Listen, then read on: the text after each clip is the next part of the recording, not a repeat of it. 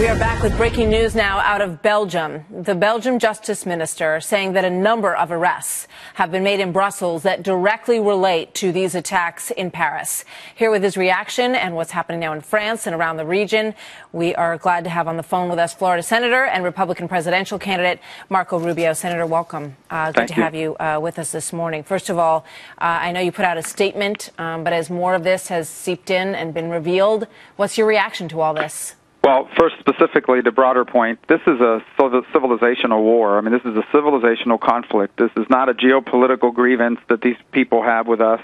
This is basically, they believe the entire world needs to believe in what they believe in, or you die. That's what they believe. And this is a part of it, and we need to begin to confront it as that. There's no accommodation with them. They don't just want to govern the Middle East. They want to govern the world. They believe the entire world must live under the laws and the rules of their particular interpretation of Islam. And they are willing to kill people to carry that out. And so this is certainly a part of it. As far as ISIS is concerned, the true nature of ISIS I've been warning about for a long time. They are in Syria, of course, and they are in Iraq. They are a growing presence in Libya. For more than a year, I've been talking about how they became the predominant jihadist group in Libya, how they'd use it to conduct attacks in the Sinai and eventually into Europe as well. They are now growing in influence in Afghanistan. They are in an open competition with the Taliban. They're starting to pop up in Pakistan, which is scary because that's a nuclear power country. This is a country with nuclear weapons. And eventually you're going to see them move into Lebanon. You're going to see them strike into Saudi Arabia and into Jordan and beyond. And one last point I would make about these attacks. What will be interesting to learn is, were these directed by ISIS? In essence, were these individuals sent for the purpose of conducting attacks? Or were these individuals inspired online to take action? But in essence, these were self-directed cells that drew inspiration from ISIS and the teachings of ISIS and the information that ISIS makes available, but did they self-start on it? Did they go out and decide to do it independent of central command? Because that's one of the things that's made ISIS so hard to deal with. It's not like the head of the caliphate makes a phone call and says, conduct attacks. Right. These are kind of entrepreneurial attackers, in essence, and that, of course, is a threat we face here in the homeland. And obviously the details about that will be coming out. This appears to be a more organized cell, and it appears, at least by some of the indications that we have so far, to have been something that was mapped out and potentially trained for in Syria. But my mind goes to the attack on the beach in Tunisia, on the museums.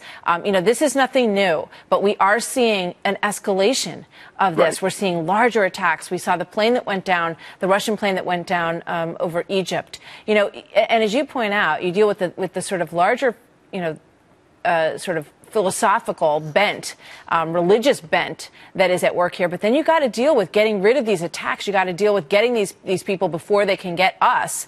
And what do you think? What should we be doing as a country? What more muscle can we show?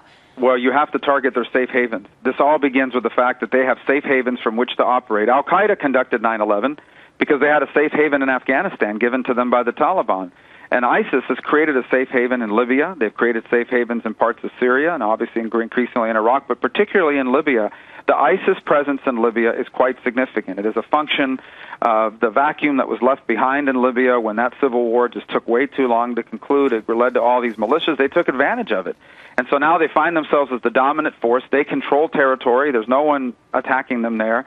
And from that is where they can recruit and train people and ultimately export them to conduct these sort of attacks in Europe and beyond. And as I said, they aspire for the same thing here in the homeland. All right, but what do you do? I mean, you're running for president. This president has said that that ISIS is contained. He says, well, I meant geographically, that they're contained in the battle in Iraq and Syria right now. But what would you do? Are you going to start bombing these training camps? Are you going to start stopping them? Yeah.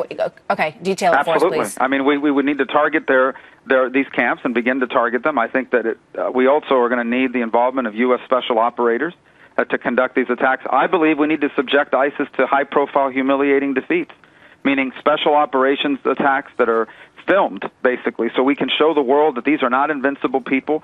It discourages people from joining their cause. Right now, the perception they create through the use of social media and propaganda is that they're unstoppable. Because of these attacks in Paris, they will add recruits, and they will raise money off of this. So we need to subject them to high-profile, humiliating defeats to cut off this narrative that there's some unstoppable force. But look, eventually, and I'm not saying this is something that's going to be easy to do, but Sunnis themselves Sunni countries are going to have to defeat them ideologically and militarily, and we're going to help them, and we need to help them. But it is Sunnis themselves that must confront and defeat them because they're the ones that are going to pay the most immediate price in that region in the short term. And that means Egypt and Saudi Arabia and Jordanians are going to have to improve their capacity to take them on the ground. So where's the center of that? Where's the big meeting that happens between the United States and Egypt and Saudi Arabia, and the pictures of that are sort of on every newspaper and website that says we are now, a World War II style real, not just on paper, coalition, but we will hunt you down and we will stop this at whatever cost. That will not happen without American leadership. This president has chosen not to pursue that because he thinks that politically for him, it's admitting that we're re-engaged in another hostility in the Middle East. And so he's trying to do the bare minimum he can without losing the political narrative that he got us out of the Middle East and got us out of conflict. In the absence of American convening power and leadership, that coalition will never happen. And it is specifically that vacuum that Vladimir Putin has tried to step into and fill. That's the argument Vladimir Putin is making to Egypt and all these other countries, that Obama's unreliable, he's never going to bring it together, we're going to lead the anti-ISIS fight. Should we work with Vladimir Putin on this? The problem with working with Vladimir Putin on this is his interests in this are really not to defeat ISIS. He has two interests. Number one, to replace the U.S. as a power broker in the Middle East. Mm-hmm. Number two, to distract the world from Ukraine. And number three, to prop up Assad, which gives them a foothold in the Middle East that they hadn't had in 30 years. His interest is not necessarily wiping out ISIS. Now, maybe after the plane was shot down, but their capabilities aren't. They cannot put together a coalition. They don't have the capability to do what America can do. Only America can lead that coalition. So if the Russians want to help, then they need to start targeting ISIS, but they need to change their viewpoints as far as what their goals are in the region. All right. Senator, thank you. Very good to have you with us today. Thank Senator you. Marco Rubio.